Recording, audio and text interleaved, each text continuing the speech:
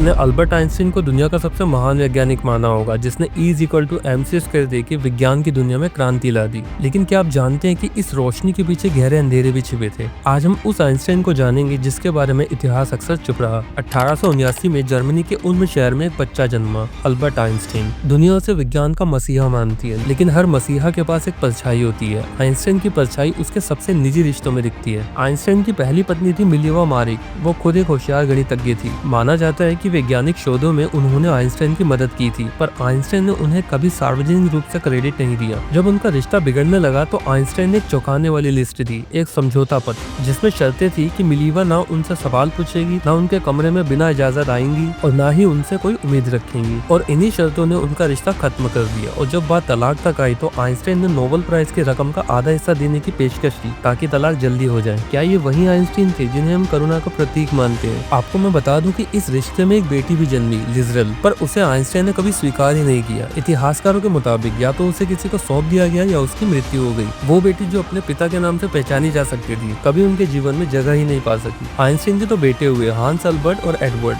हांस Albert उनसे जुड़ना चाहते थे, लेकिन आइंस्टाइन हमेशा काम में डूबे रहे। दूसरा बेटा एडवर्ड मानसिक बीमारी शिज़ोफ्रेनिया से पीड़ित था। उसे अस्पताल में भर्ती तो करवा दिया गया, लेकिन आइंस्टाइन ने कभी दोबारा मुड़ के नहीं देखा। उन्होंने लिखा, मैं इस दर्द को सह नहीं सकता। वो अमेरिका चले गए और बेटा उनकी यादों में तड़पता रहा। तलाक के बाद आइंस्टाइन ने अपनी कजन एल्सा से शादी की, लेकिन तब भी कई महिलाओं के साथ उनके अफेयर जारी रहे। उनके प्रेम पत्रों से साफ है कि वो शादी के बंधन में नहीं बनना चाहते थे। एक पत्र में उन्होंने लिखा, मुझे स्वतंत्रता पसंद है और महिलाओं का साथ भी। एल्सा सब जानती थी, पर वो चुप रही। क्या ये उस महान विज्ञानी की छवि से मेल खाता है जिसे हम आदर्श मानते हैं? 1939 आइंस्टाइन ने अमेरिकी राष्ट्रपति को एक पत्र लिखा। इसमें चेतावनी दी गई कि जर्मनी यूरेनियम बम बना सकता है। यही पत्र आगे चलकर मैनहट्टन प्रोजेक्ट की नींव बना। उस प्रोजेक्ट ने मानव इतिहास की सबसे भीषण तबाही ला दी, हिरोशिमा नागासाकी। आइंस्टाइन ने बाद में कहा, अगर मुझे पता होता कि जर्मनी बम नहीं बना रहा तो मैं वो पत्र कभी नहीं लिखता। लेकिन तब तक लाखों लोग राख हो चुके थे। क्या एक वैज्ञानिक की चेतावनी इतनी भारी पड़ सकती है? आइंस्टाइन की यात्रा डायरी से कई चौंकाने वाली बातें सामने आई। 1922 में चीन यात्रा के दौरान उन्होंने लिखा, चीनियों की संतानें अनगिनत होती है, ये लोग गंदगी में रहते हैं। भारत यात्रा में उन्होंने भारतीयों को गंदे और निष्क्रिय लोग जो समय की कीमत नहीं समझते कहा। ये वही आइंस्टाइन है जिन्हें हम मानवता का प्रतीक मानते आए हैं। पत्नी और बेटी को छोड़ देना, बेटों से दूरी, प्रेम में छल, परमाणु बम का बोझ,